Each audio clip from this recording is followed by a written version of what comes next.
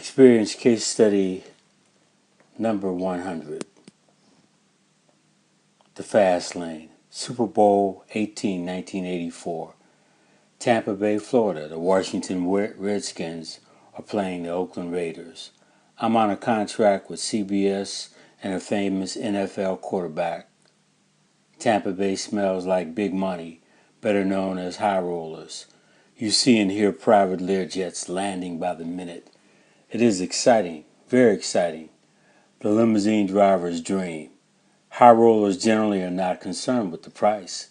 Let the good times roll until it's all gone, is their motto.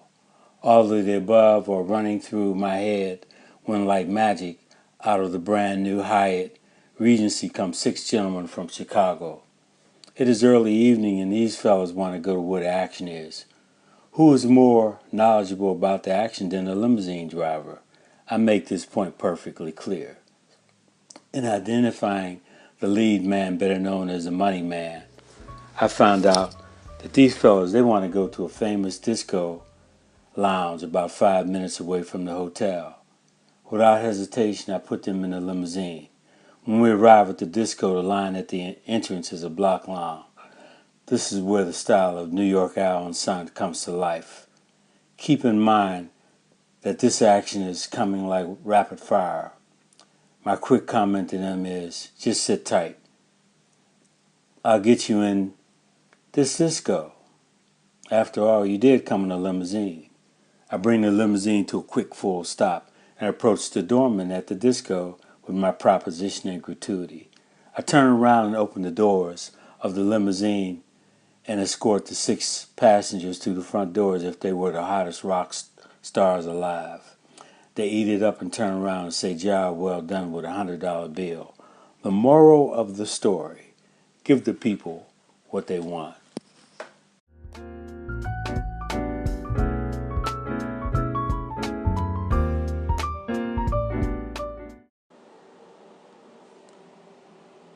Profile of a professional career woman. Now, here's a market with great potential, whether the ladies come as individuals or in a group. The limousine service that knows how to zero in on a career person's needs can go to the bank more often. Let us first understand that this segment of the market is indeed well educated. They have, in fact, made many sacrifices up to this point. Unlike their male counterparts, however, these individuals still exercise a degree of caution. For instance, a career lady arrives in a large city which she is unfamiliar with. After an awesome day of being on her feet and having to play mental games like Wonder Woman, this lady indeed needs a break. Therefore, just think how wonderful it would be if the limousine service could offer the following: an evening charter service with a 3-hour minimum. A. Security during nighttime travel. B. Temporary membership at a health club. C. Quiet dining in a nice professional woman networking environment. D. Optional nightlife program. Example, popular dance spots. E. Well-informed limousine driver who knows the city and can offer a variety of conversational subject matter. An absolute must is that the limousine driver have a good personality. F. The woman must be confident she will be delivered safely back to the hotel hassle-free. I believe an individual or group would love this package if it were merchandised correctly.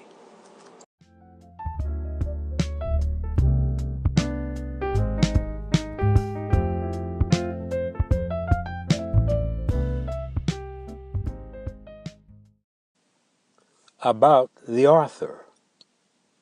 New York Al Lane. Fordham University graduate, Bachelor of Science degree, Marketing Management. College of Business Administration, class of 1974, Bronx, New York.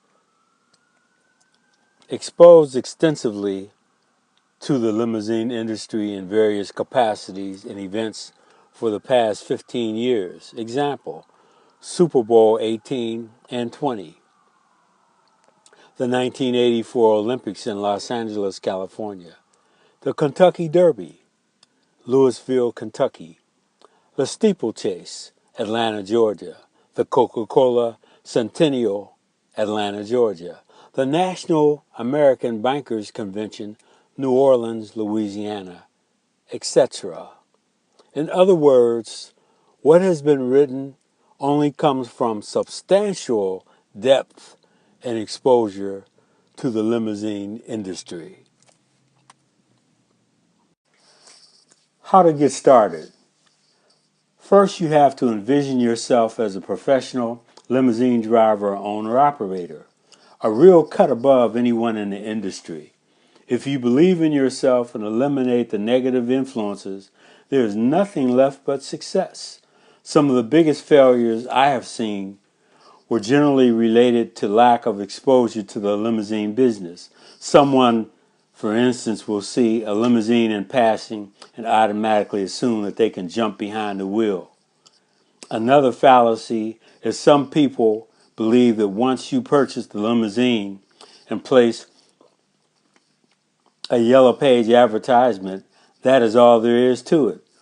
Believe me when I say there is tremendous amount of effort required. I think the best way to get started is to go to work as a private driver. It is very easy to accumulate bad habits from poor exposure.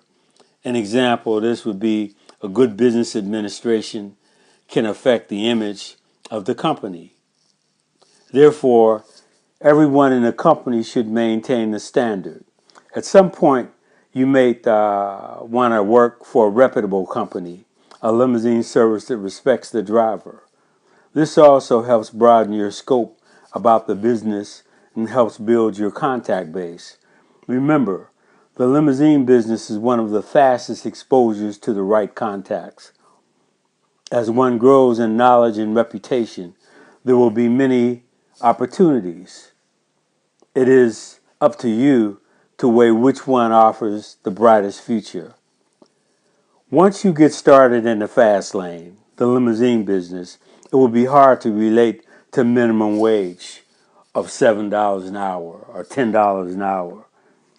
However, as I mentioned to so many people, the sky on your income is limitless if you are the best at what you do. Maintain that passion. That's the key. One last motivational note. In order to survive in the limousine game, you must be mentally, physically, and spiritually sharp. There is no compromise for these three areas. Let me give you a case in point. One Christmas morning, I was about to eat breakfast with my family when I received a call from a major hotel. On the other end was one of my contacts who was very excited. There were only 3 people in the hotel, but would you believe that 1 out of the 3 needed a limousine to drive them to Chattanooga, Tennessee? Now keep in mind, I'm based in Atlanta. My quick response developed into an all-day charter. My point, all 3 faculties were drawn on to complete the job: mental, physical, and spiritual.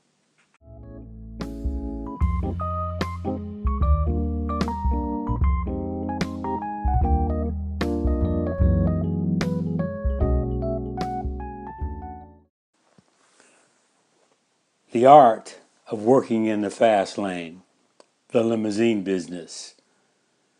Many of the slides that you see in regards to the graphics will kind of show the type, and the words or copy will kind of give you an idea as to how at that particular time the thinking may have been for the clients that you'll be working with. For instance, I guess I'll reiterate a point. The limousine business is really for a select few. The limousine industry is indeed one of the fastest exposures to the right contacts that I know of in the business community. One of the main concerns that I see as being a must is the fact that you maintain a level head and continuously define your goals.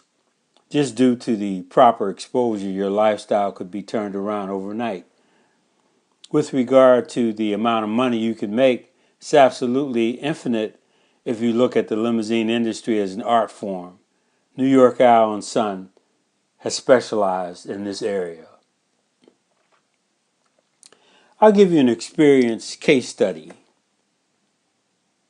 Two limousine companies appear for a wedding contract. However, that's where the line is drawn because one company is a staunch conservative with its driver standing at attention like the Queen's Guard in London with absolutely no personality. On the other hand, New York Owl and Son has always listened to the message from the marketplace and especially the client. The performance that they want to leave, in this particular case, it was with a video. We went all out. We had chilled champagne glasses creatively set up on a limousine top, red carpet, 10 by 18 foot, from the door of the church to the limo. Whatever it takes to stay on the tip of the tongue. Absolutely no less for your dollar investment. Our firm policy is the best impression that money can buy. Some of the younger drivers cannot keep the seriousness of the limousine business in perspective. When there's work to be done, which is usually awesome at the beginning, to avoid burnout, of course, you need to play. Take part in a form of social activity away from the limousine business. For the most part, however, you need a high level of concentration because quite often you're living on an edge in the fast lane. I would consider this point a true necessity for survival of the fittest. If in fact the professional limousine driver or a company takes a creative approach like distinguishing its service in the marketplace, it is possible then to solidify a competitive edge. I think that too many companies stay satisfied with a piece of a given market allowed them by a larger limousine company. What a joke. Larger companies oftentimes get lost in the shuffle of greed. And this is par for the course for a creative service to carve out its niche. Again, being committed and creative is what it's all about. This kind of attitude must be drilled into the limousine drivers and the dispatchers. These points are usually overlooked by so many limousine services, yet they are very apparent. They really make the difference between the winners and the losers.